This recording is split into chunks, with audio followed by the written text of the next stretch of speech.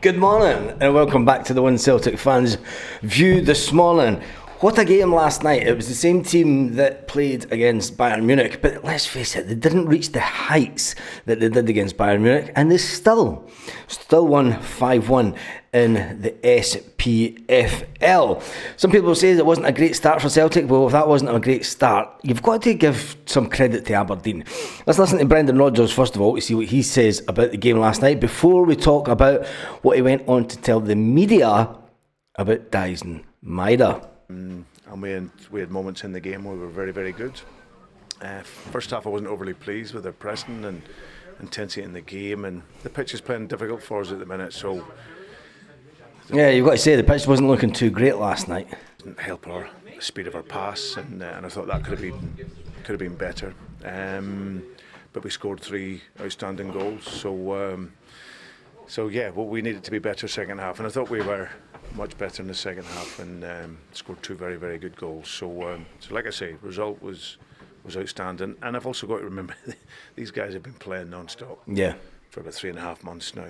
Yep. And the level and the intensity they've given me has been incredible. So there are going to be little moments, like maybe the first half where they're not quite there, but we have to keep pushing and we have to keep working, and they've done that, and it was very good by the end. It was very good by the end. You've got to say Brendan Rodgers has stuck by Yang when a lot of the fans were saying Yang's not really a Celtic player. But I tell you one thing, Yang is coming onto a game. Now, is Brendan Rodgers really putting a lot of effort into Yang, because we know that we're going to be down a winger in the summer and potentially a striker. But let's face it, 5 goals at home after the result against Hibernian away. A record at home hasn't been too shabby. I think that's only the third goal all season. The third goal all season that we've conceded at Celtic Park. Did it say a lot about how clinical you were, though? Maybe not happy with the first half, but you came in 3-0 up. Yeah, we were a bit similar in the League Cup semi-final, where we were 3-0 up at half time, and I didn't think we were particularly good in the game, but we broke at speed in that game as well, and found the quality moments. And then obviously Callum's goal was an outstanding, cracking goal, team goal, as was a couple of goals in the second half. When you look at the performance last night from the players in all, I mean, I don't think there was, I think there was maybe one player in particular in midfield that kind of gets people's goats up, but I mean, he does have some fantastic movement, and you know, everyone that came on, apart from Scales, I'm going to say it, I'm going to say this moment for Scales, where he let the attacker just get the better of him. And I think that's why Trusty gets ahead of Scales when it comes to playing on a regular basis, is that Scales does have these little lapse in concentration moments. And so does Trusty, let's face it, so does Trusty. The American does have it as well. And, fair play to Scales the way that he's improved over the last couple of seasons. But the goal did come in when Scales came onto the pitch, and he was kind of bullied a bit for the goal, wasn't he? He was pushed out the way by the attacker. But anyway, Brendan Rodgers was happy enough with all the players that came on the pitch. And your subs combined for that fourth one as well. Guys that played at the weekend, is that good to see them coming on and making an impact? Well, they've done that. They've done that, in fairness. Obviously, at the weekend, we, at times as a manager, you have to change it for whatever reason.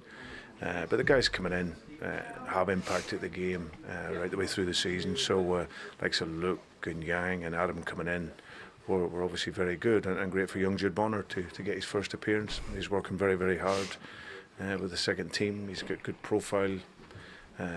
He fits how we want to play, so that's a nice little taster for him. Daizen Maeda, 25 goals now this season. Just how good is that in terms of the contribution he's making? Yeah, it's not bad. He's for someone like he in the first half, he's pressing and he's so alert. He's a different type of striker. to like the traditional number 9 who'll set the game up and whatever else, but he's actually in the box. He's clinical, and he anticipates where the ball's going to go, and then even from wide he covers the areas that we want him to. So that's been a remarkable contribution from him, but not just that, just his pressing and intensity in the game is outstanding. Do you enjoy having that? You can use him out wide but through the middle as well, and you still get the exact same contribution? Yeah, well, he's a symbol for our team and what I want in relation to, I want always that intensity in the press, because the press is everything for us. He gives us that. He sets the tone for the team, and everyone then follows him.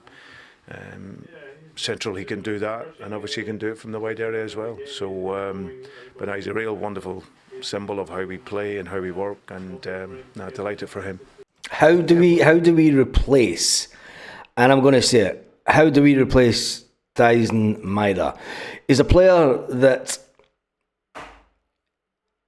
has a valuation that is just out with anything that Celtic have had before. He's a player that can play in various positions, and you've got to say he's a player that will and I've been saying it for weeks. Daizen Maeda will get at least a minimum of one bid coming. In fact, I can see there being more than one bid. I think it could be the first player at Celtic where we have a true price war. And that's how good I rate Daizen Maeda. There's been a number of clubs have been interested, and Newcastle United have been one of those clubs that have been tracking Daizen Maeda for a number of months. And when you look at it, it's all about, can we keep Daizen Maeda? Will we be able to keep Daizen Maeda? Daizen Maeda and Brendan Rodgers are basically a match made in heaven. Is that too big a comment? I mean, are we over-reliant on Daizen Maeda? Is Brendan Rodgers over-reliant on Daizen Maeda? There's no one bigger than the club, that Celtic always say, but Celtic fans want, with only 2 years left on his contract, it's a massive summer for Celtic. Massive. People will know that it's this time that you can get players. Will Celtic be able to push the boat out and retain them? Or will we go for the money? Will they go for the 25-30 million pound bracket that they know that Daizen's worth? And I know you don't want to be talking about this this morning, and you don't want me to burst your bubble with a fantastic result last night, but I have been talking about this for weeks now. And the fact that Daizen Maeda as a player, there's already interest out there in him, and it is all about, we know the process that Celtic have. We know that there will be interest. But if we want to progress in the Champions League, we really need to keep players like Daizen Maeda. And people will say, look, Daizen Maeda's been sent off in the Champions League a couple of times, and he's hindered Celtic. It's going to be a difficult summer. It is going to be a difficult summer for us Celtic fans who want the best for the team. Every Celtic fan does. But will we be able to keep a hold of Daizen Maeda this summer? Brendan Rodgers went on to say, when asked about it, he said, look, after the Champions League, he would be attracting interest from elsewhere. I would think that a number of players will, because of their efficiency and their work rate at Celtic. Not only that, they've done it at the highest level, said Brendan Rodgers. If you're doing it at the Champions League level, you're showing that you can do it on that stage. Not just talking about Daizen Maeda, he's talking about Nico Kuhn also. And it says, if you're scoring goals like he has, the work he has done, then of course that will always bring attention. It will always bring attention. One player, Alistair Johnston, made his 100th cap for Celtic last night. Yep, Ali Johnston made his 100th cap for Celtic. And you've got to say, he's 100 matches behind Greg Taylor, even coming in years and years after Greg Taylor came to Celtic. He's managed to rank up 100. He's a player as well that I rate as world class. I mean, not only is Daizen Maeda go in and do it at the highest level. When you look at Alistair Johnston, he's done it at the World Cup. You know, he's done it for Canada at the highest level. He knows that he's a cracking player. He's better than Josip Juranovic. He can go to play at the highest level. If Alistair Johnston was to leave us, he would be able to leave us. He could go to a top 16 club in Europe all day long. We don't want to be selling our players. We've got a league to win. And yes, we are going for 55. Inward Bound is the original 55, not a bot-tainted titles 55. It's a club that's going for 55, and Brendan Rodgers will want to make sure that we do it in fantastic fashion. We did it last night. We didn't quite do it at Hibernian. Was that a European hangover? We've now got some time off before the weekend, and Brendan Rodgers will want to make sure that he has the players playing like we did last night. He knows that it's Celtic time. He knows that players are in the market. He knows that these players may not be at Celtic in the summer. The fact that Canadian Johnston made his 100th appearance for Celtic, it's a significant record. It's an unbelievable amount of appearances. Alistair Johnston says, a milestone I couldn't have dreamed about just a few years ago. Thank you for all your continued support. Alistair Johnston took to Twitter and Instagram last night, to social media, after Alistair Johnston set to make his 100th appearance for Celtic, as Celtic put out that earlier on in the evening. It is a fantastic number. The 26-year-old joined Celtic on a 5-year deal from CF Montreal, and he made his debut for the club in a 2-2 draw against Sevco. The Vancouver native has made 51 appearances for the Canadian national team, and he played 90 minutes in all 3 games at the FIFA World Cup in 2022 in Qatar, and that's what brought him to the attention of Celtic, wasn't it? And at that time everybody started watching Canada, because let's face it, nobody was really watching Canadian football at the World Cup. He's captured the Premier League title 3 seasons in a row. 3 seasons in a row. He's going for 4. He's going for his own personal 4. But he is a player that, let's face it, after 100 matches, he has said, that he says, look, I'm really proud that I've done it. Pretty proud of myself, and hopefully I'll kick on and get some more under my belt. I think he will get over 200 easily. Brendan Rodgers, talking about Daizen Maeda's future.